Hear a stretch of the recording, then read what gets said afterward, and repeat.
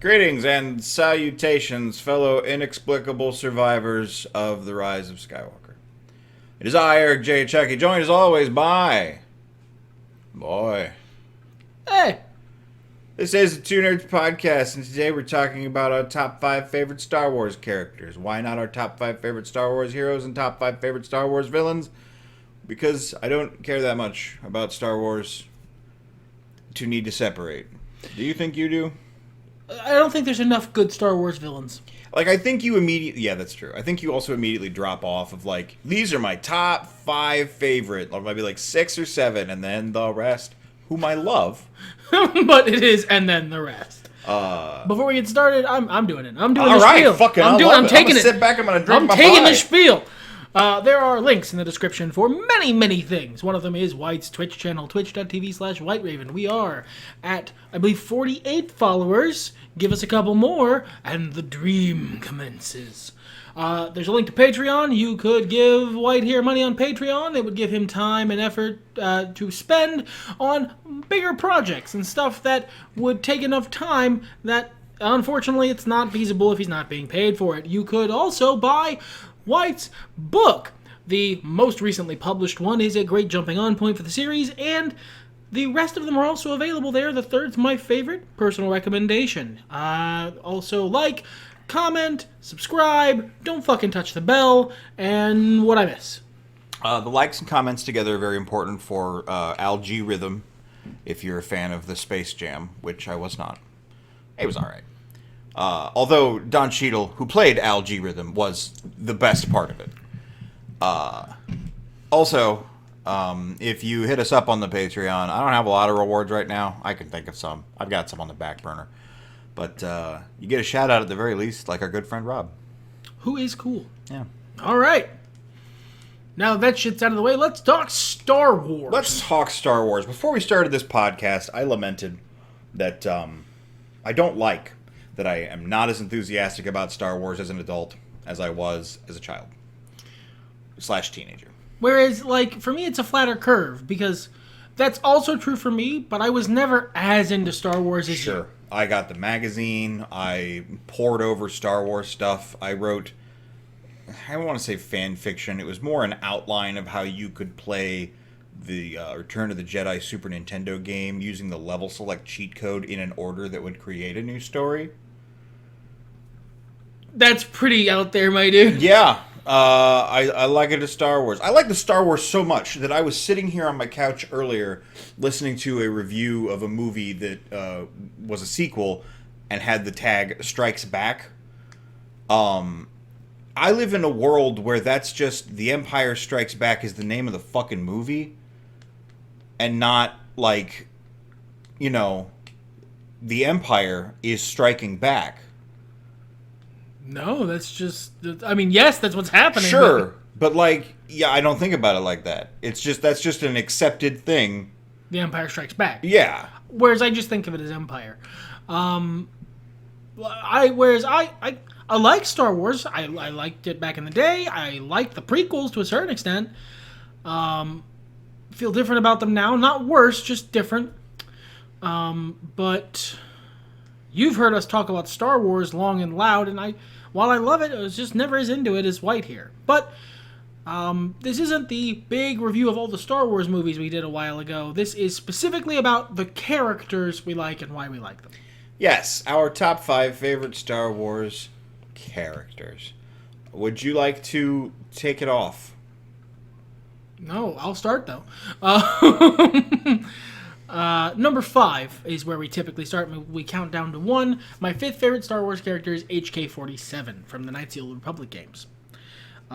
He is my spirit animal. I love HK-47 in the first Knights of the Old Republic. I actually like him more in Knights of the Old Republic 2, which is true for most things that exist in both those games. But I like him because he's a thing we hadn't seen up front and center in the Star Wars universe until he showed up. Like, shithead droids were a background thing. You got, like, IG-88 in the original movies, but HK-47's a dickhead, and he's not quiet about it. and he doesn't like you very much unless you are also on Team Dickhead. I like that. I like that he calls people meatbags, and he has a couple really funny rants about how best to kill a Jedi that are actually really good advice. I also like HK-47. You do? I do. Is there anything else you'd like to share about HK-47? I don't like the HK-50 robots in 2. You're not supposed to. They're antagonists, but they do feel like shitty knockoffs, which is what they're supposed to feel like. Well executed. Yeah, indeed. My number 5 is Han Solo.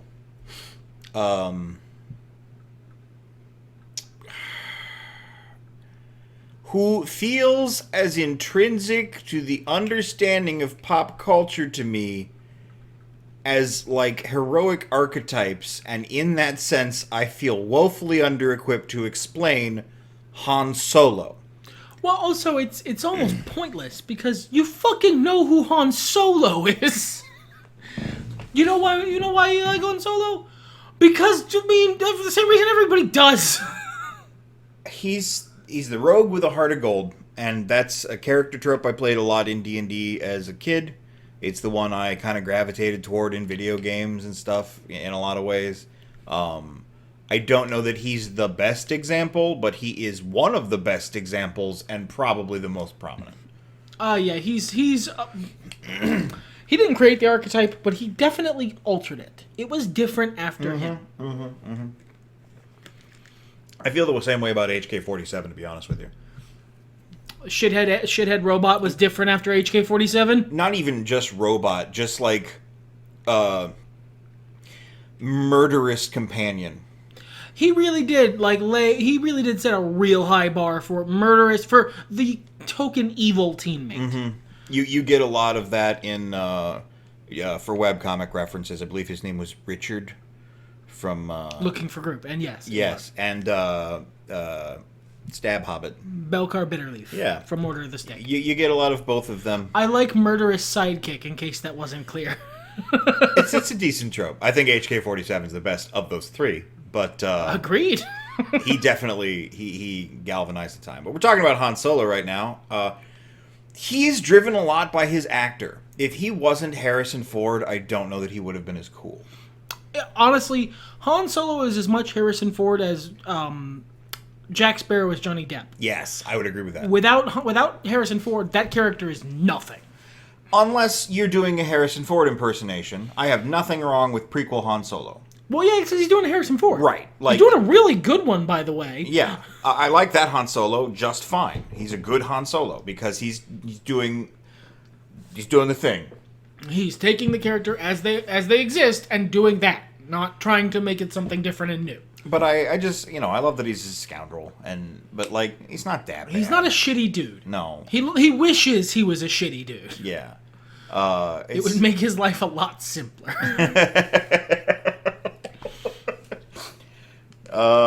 Yeah, I don't know what else to say. Do you have anything to say about Han Solo? I might. He's my number 4. Wow. I really like Han. For all the reasons you mentioned. I also like Han Solo because he's a dumbass. He's big stupid. He is a himbo through and through. He doesn't drink his respect women juice, so he doesn't qualify for full himbo. He learned to drink his respect women juice eventually. Yeah, he eventually did learn to drink his respect women juice, but he had to be taught and go through some shit. But he's big of heart and dumb of ass. And that's one of the reasons I love him. Because a lot of rogues are the heart of gold. A lot of people who do that archetype are very clever. They're very smart and schemy, Han flies by the seat of his pants at all times. Han is just... He's never known what's going on his entire life, and he would love that. He would love for you to believe that's not the case. But unfortunately, it is, in fact, the case. As much as a lot of Star Wars fans railed against it, I like when he borrows Chewie's bowcaster after them being friends for 1 billion years. And this is the first time he's ever used it, and he goes, this is cool, I like this. Fucking sweet. Or it's equally possible that he has done that approximately 10 times in the time they've known each other, and he always goes, this is cool, because he's forgotten, because he's a moron. I love I love Han Solo as kind of a lovable goofball moron. My favorite scene of his in the original trilogy, my favorite scenes are all him being a fuck up. It's, when he can't, as the smooth talking, space pirate scoundrel, can't talk his way past a mildly annoyed guard and has to blow the whole console to hell and go, boring conversation anyway. It's when he's coming back and he's, blind and he's in Return of the Jedi and he's just fucking everything up as hard as possible. I love that version of Han. I like Han when he's cool, but a lot of people talk about how cool Han Solo is, and he is cool. He has a cool ship and a cool outfit and a cool best friend, but he himself is a doof, and I love that. He's your D&D character. It doesn't matter how many ranks you put into stealth and how effectively you sneak into the Emperor's mansion. You might get there and then pull your gun out and miss and hit the console, and then the lights go down, and you're like, oh, I can work with this, and then fail your stealth roll and run right into the Emperor. That's Han Solo. There's a bit of headcanon slash theory that people have put on the internet, which is when Darth Vader appears in Cloud City, that's the closest Han Solo's ever come from tapping into the Force. As soon as he saw Darth Vader, he drew immediately and fired so fast, and Darth Vader clowned him instantly anyway because he's Darth Vader. That's that. That is Han Solo. Yeah. All right, you guys are level 3. You see an ancient red dragon. I'm gonna shoot it. Don't. Nope. I rolled natural 20. Bang, bang, bang. Okay. Running, chasing the stormtroopers, and they run away. And then he comes back around running away from all the stormtroopers. Yes, good. Yes, that. My number 4 is Lando Calrissian. Again, both versions. This is dirt simple, and I'm not going to spend a lot of time on it. But he's smooth. He's cool. He's got a good look. He's like sexier Han Solo. He's also better at everything except Pazak. He's smoother. He's cooler. His version of the Falcon's in better repair. He has cooler sidekicks. He has a better, more successful, twilight of his life. He becomes like a mayor and shit and runs like a cold Cloud City. Han's still pulling fucking scammy jobs well into his old age. And I like the fact that, Darth Vader gets to him and is like, hey, I need you to do this for me. I need you to set up this trap to get Han and company. And Lando's like, oh man, you're pressing my people. I got to do what's right for my people. But then when he sees everything is going pear-shaped and this isn't going well for him, Lando Calrissian has the balls to go, you know what? Fuck you, Vader. I'm going to go hang out with my friends. I am very sorry about everything that happened. He doesn't always make the right call, but in the end, he was reliable. Yeah, when it counted. When it counted. I like that about him, and that's why he's my number 4 favorite. Also, cool capes. Cool capes, and so many. So many cool capes. What about your number 3, my friend? My number 3 is fucking Sheev. Is Sheev Palpatine, Senator from Naboo, Grand Chancellor of the Republic, Emperor Palpatine. I fucking love Emperor Palpatine. I love Somehow Palpatine Returned, The Dead Speak. I love prequels Palpatine. I love prequels Palps. I love OT Palps. I love sequels Palps. Palps good. He's such an amazing dickhead. And he's never once in his whole life had a thought that wasn't cacklingly evil, and he's proud of that fact. I love so many tiny things about this character. Right down to the fact that there's never a point on screen where it's not really clear he's evil. Like, even in the prequels, he's never not... He is the worst at hiding that he is clearly evil. If he had a goatee, it would be somehow less evil looking. And he just only gets more out there, more like obviously cacklingly evil the longer you get in the prequels. And then of course there's original trilogy Palps, who says things like your faith in your friends is your weakness, like a Saturday morning cartoon villain. I love that his whole plan revolved around being actively murdered. That is such a wonderful reversal from how the Sith have been handling their shit since all the way back in Darth Bane. Oh, what's that? I'm doomed to someday be killed by my apprentice. Well, then I'll just make it so that I win then, too. Sheev. The end of The Rise of Skywalker is terrible and awful, but I love it for him.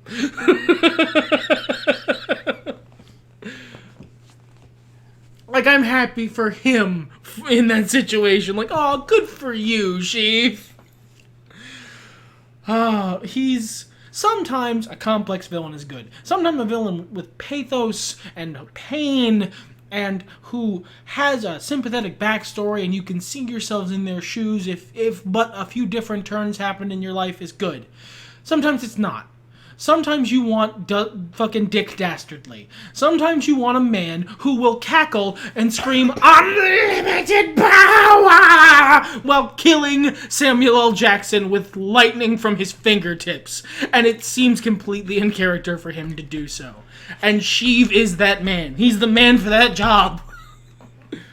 I'm not going to turn this into an argument here, but I would like to voice my thoughts. Original trilogy, Palpatine, very mysterious, very evil, very Saturday morning villain, but like, you know, well done. Prequel trilogy, Palpatine, it's funny, kind of a meme, kind of a meme lord, needed to be there, made sense. His big spinny chairs he throws at Yoda, great, very well built, established through the canon, having a great time the whole time. Sequel trilogy, Palpatine. Sequel trilogy Palpatine was like, what if... Showed up in Fortnite.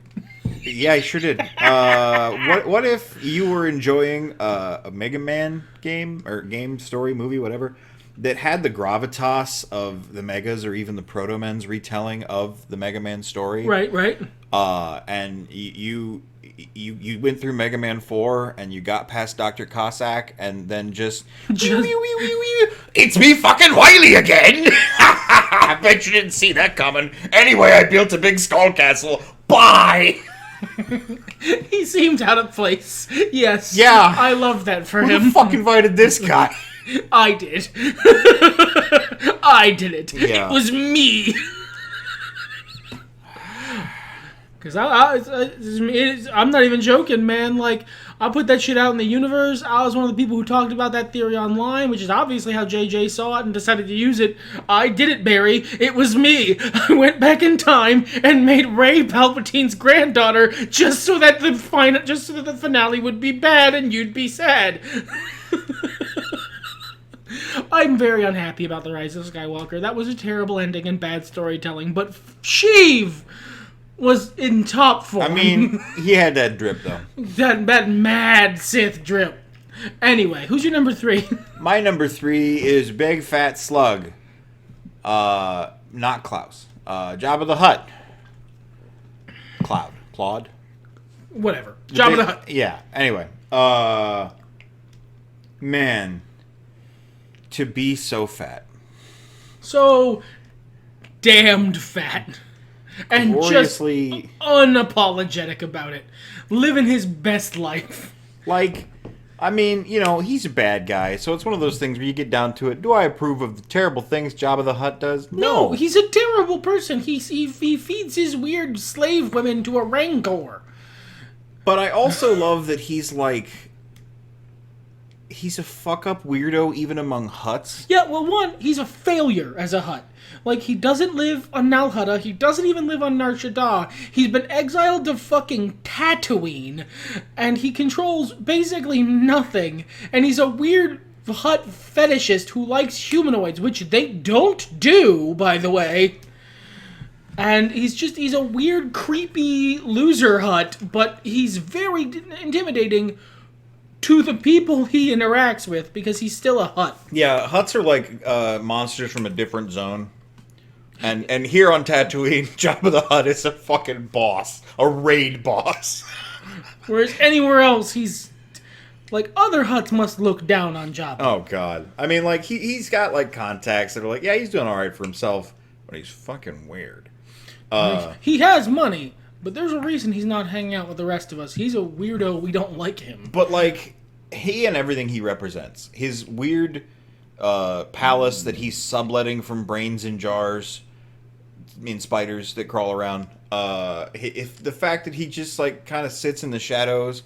There's one of the books I read that described him giving thought to something and settling deeper into his own fat to do so. And man, that visual is powerful. Jabba the Hutt's fucking thinky face. Come on, just really getting comfy in his own folds. And I love Hutts. Like, if there's anything that endures about Star Wars for me, it is my love of these nasty slug gangsters. They just scoot around, and they've got a good language and a big, deep, booming voice, and they want to gamble and do dumb shit and fuck around, and I approve. They are great antagonists. Like, they are built bottom to top to be a race of people who your player character or, the protagonist of a story is fighting against. Because they're amoral, greedy, fat shits. I love them. And I love Jabba for being the example that set the tone. Yeah, same. He's great. Yeah. Let's scoot on to number 2. My second favorite Star Wars character. At this point, we're past the memes. We're past the nostalgia or general fondness. My top 2 are the characters I think are the best characters in Star Wars. They're also my favorites, but it's because they're just wildly consistent, well-written, fun characters. Number 2 is R2-D2. R2-D2 made it through all the mainline Star Wars movies without being out of character one damn time. That's something no other person in any of those movies can say. He is a curmudgeonly, stubborn, ruthless little mechanic bot the whole time. And from the original A New Hope all the way through to the Rise of Skywalker, every time he does his bleep boops, you get the distinct sense that he's cursing. And that is just so consistent. He's never spoken a line of dialogue that anyone understands, and you still know exactly who R2 is. That's hard to do, man. Yeah. He's iconic. He speaks and clicks and whistles, and yet everyone still has a good idea of what R2-D2's personality is. That's good storytelling. Yeah. Just up and down. And I'll add to the fact he's a robot, which just gives him an inherent bonus. And he's fun. He's never not doing something fun. Except in the sequel movies when he's sitting in a corner. He's taking a nap. Which is fun! Being over 30, naps. He was at that point. His friend left, so he was like, you know what? Peace. Y'all deal with your shit. What are you doing, R2? Making you deal with your shit. And then he turns himself off. Ugh. I don't have much to say about him, because there's not much to say about him. That's the trouble with Star Wars in general, is that, like, y'all know who R2-D2 is. Y'all like R2-D2. Remember that time that he fricasseed 2 droids by using his previously hitherto unknown jetpack legs to light some oil on fire? That's a real R2-D2 move. Doesn't use them once during the original trilogy. They don't get broken at any point in the prequels. He just decided they sucked and didn't use them anymore. I think the theory is that he might have been decommissioned of them between... when he was being owned by a Jedi and when he was being owned by Princess Leia. Yeah. That's entirely possible. I could just see what's his nuts coming over. Let's take the flamethrower legs off of him because that's my daughter. And also, I mean, I've met you. Yeah. Ooh. Yeah, that's why. Yeah. That is exactly the reason. Jimmy Smits does not like this. Man, remember when he was like the dude in Batman? Was that him in the new Batmans? And he had like beautiful eyeliner on? Or was that some other dude? I don't remember. Star Wars. Star Wars. My number 2 is Din Djarin. I call him Mando, but like if I didn't want to get confused. Yeah, honestly. I mean, like that's a good call. That's his technically his name. It's Mark Lar. Yeah. His name is Din Djarin, and that's his name. Yeah. But he's the Mandalorian. Yeah. What a cool cowboy man with his cool cowboy plan. I don't like fucking. We've done 2 podcasts on The Mandalorian. We talked about this character at the beginning of this year. Like, I don't know how you can say more. He's right now. He's a right now thing. You know. And we've done like 2 podcasts on him. We've talked about, and unlike other things where there's a lot of talking about the plot, talking about Star Wars movies. No, he's the main character of the series, and we spend a lot of time talking about him. And you know what? Honestly, in that sense, I'm going to take a cop out here on this number 2. Go watch our 2 Mandalorian podcasts or the top 10 at the start of this year and find out why I think this is such a great, well done, well executed, well acted, interesting, and iconic character. That's a fair cop-out. I mean, honestly. We did a thing for this one, because like we said earlier at the beginning of the podcast, your top characters fall off real hard. It's those guys and then the rest. But the rest are still really good and iconic, and there's actually more crossover than there usually is. So we did a combined honorable mention. If you don't mind if I start, and then we'll go to you and back and forth. I like it. Yeah, this is the ones who ended up on both our honorable mentions list, and then we also have our individual ones. Yes. So let's start with Boba Fett. Is just good. Especially OT Boba Fett, good. Mandalorian Boba Fett, good. Yeah, like this story's still being written, and I'm here for it. Yeah, same. Zalbar from Knights of the Old Republic. Big Z, man. Big Z is great, dude. He's like the second best Wookiee. That everyone knows about. Yeah, that's tighter competition than you might think. Yeah. Kylo Ren, who I affectionately refer to as Kyle Star Wars, and would be happy if more people did. I don't like him. He's the best written character in the sequel trilogy. Oh my god. It's not close. Phenomenal storyline. Great acting. Big, thick torso. He's a wide motherfucker. Yeah. L337 from Solo: A Star Wars Story. Yeah, I had forgotten to put her on my list, but what a fantastic character and great portrayal. Great portrayal of something you don't see often in the Star Wars universe, but that is a thing and has been the whole time. Yeah. Atton Rand from Knights of the Old Republic 2. Yes. He belongs on the list of Han's Solo. He's a Han Solo who actually is smart. Yeah. And that makes all the difference, because it's like the difference. Obi-Wan Kenobi, original trilogy Obi-Wan, prequels Obi-Wan, Clone Wars series Obi-Wan. All Obi-Wans are good Obi-Wans. I like Obi-Wan specifically because he's the worst Jedi ever and the best Jedi ever. He's the best Jedi Knight and the worst Jedi Master. He's a terrible teacher. He's a shitlord. But he's an unstoppable badass at all turns. Like, he's the guy that your boss loves that never does an ounce of work and still gets all the credit. And, like, but not in a way that, like, blows over you. He's like, no, man, come in the break room with me and smoke some pot. Rising tide carries all ships. Obi-Wan will be your pal, but also, he's the worst. Yeah. Yoda is on the honorable mentions list. I think because prequels Yoda kind of bums me out. Like, he's got his cool fight scene, but I don't know, he doesn't seem as good. He's a flawed character because it gives him somewhere to go for the version of him in Empire to make sense. But honestly, same. He's on this list because Yoda in Empire would have made the list. Oh yeah, definitely. But prequels Yoda is a flawed character, intentionally so. I don't think it's a bad call. It just, gives, because if he was as wise at that point as he was in the prequels, they wouldn't have fucking happened. Right, exactly. we got a ending we're aiming for here. Chewbacca, the best Wookiee. Yeah, man. If Han Solo is an action himbo, Chewbacca is his Rocket Raccoon and Groot. Yes, both. They are the Rocket Raccoon and Groot of their universe. Chewie is great. Chewie is the dude. Chewie abides. Chewie has a song written about how great he is. What a Wookiee. And last but not least, especially in scope of the story, Darth Vader. Anakin Skywalker, the chosen one, Darth Vader.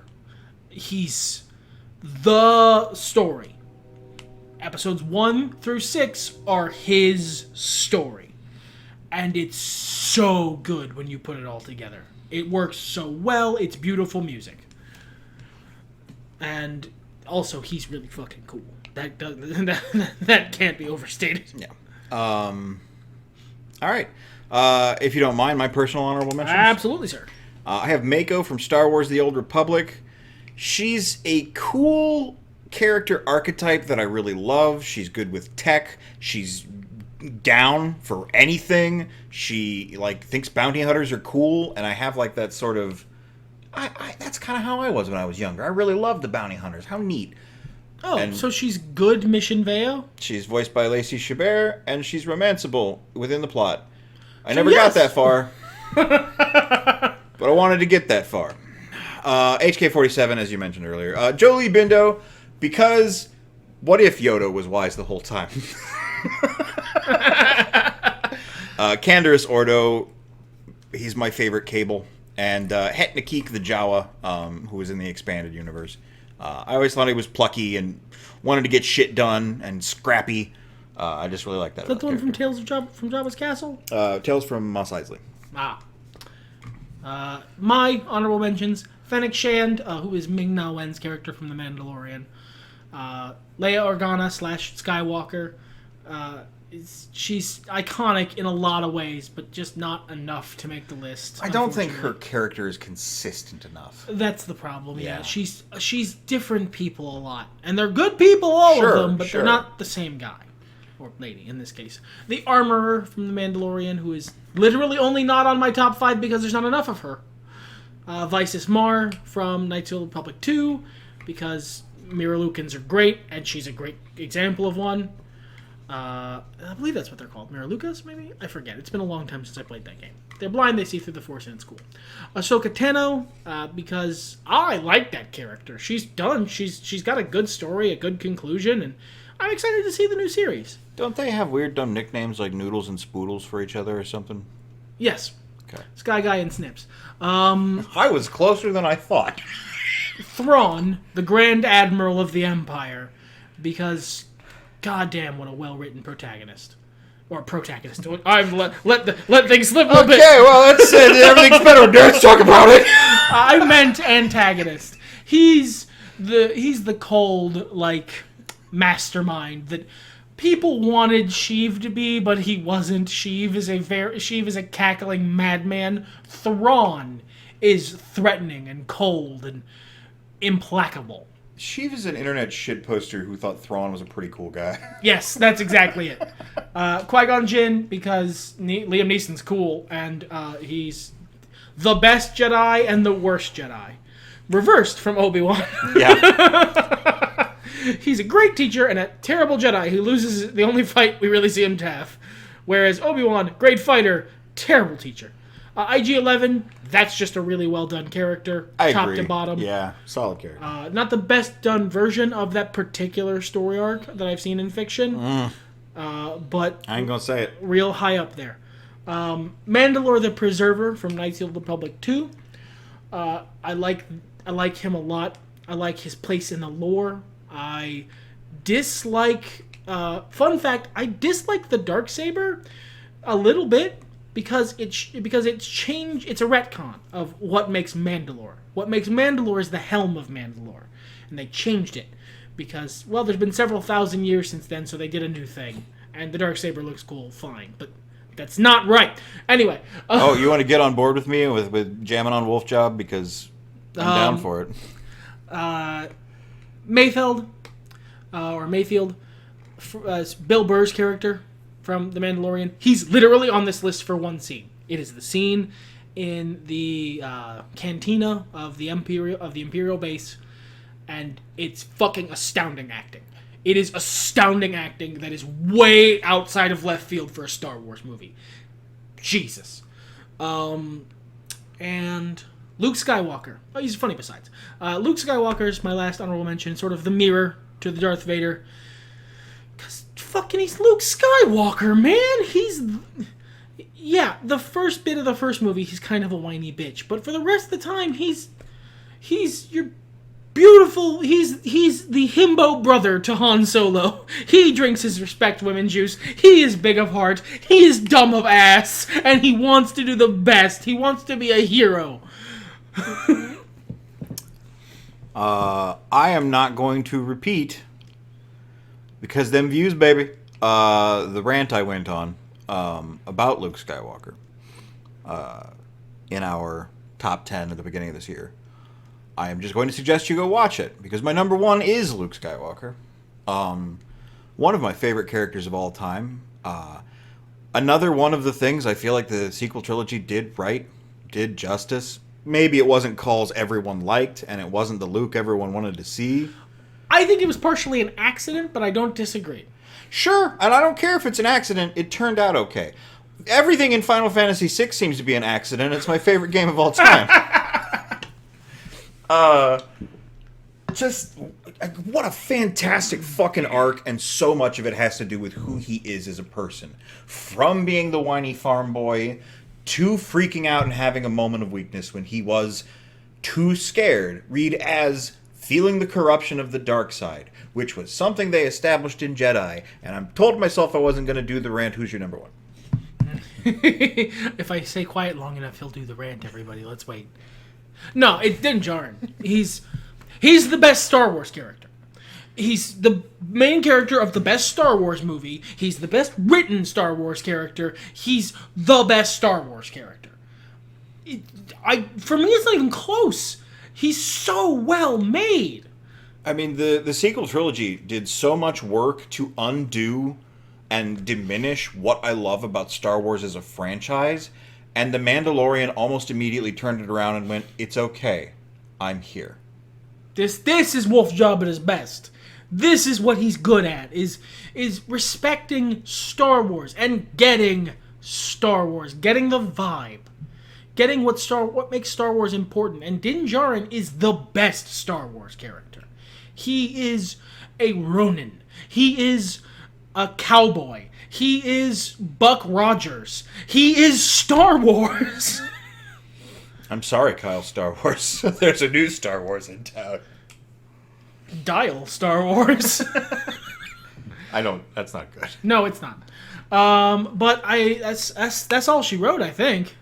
Yeah, it's kind of, I wouldn't say short and sweet, but no, we went concise. Concise in our opinions. I don't think I could ever hate Star Wars. I think I could, but boy howdy, would you have to really try. Yeah. I'm glad to share my top 5 list with you guys in this sense. This is the one that's felt more like a weird listicle than all the others, because so many of the entries are so fucking obvious. Yeah, we really are the watch mojoing this thing, because we like Luke Skywalker, Han Solo, the new guy from the new thing that's popular. We're out there, man. We're original. Your favorite Pokemon's Charizard? Hey. Everything's better when nerds talk about it. Fuck it.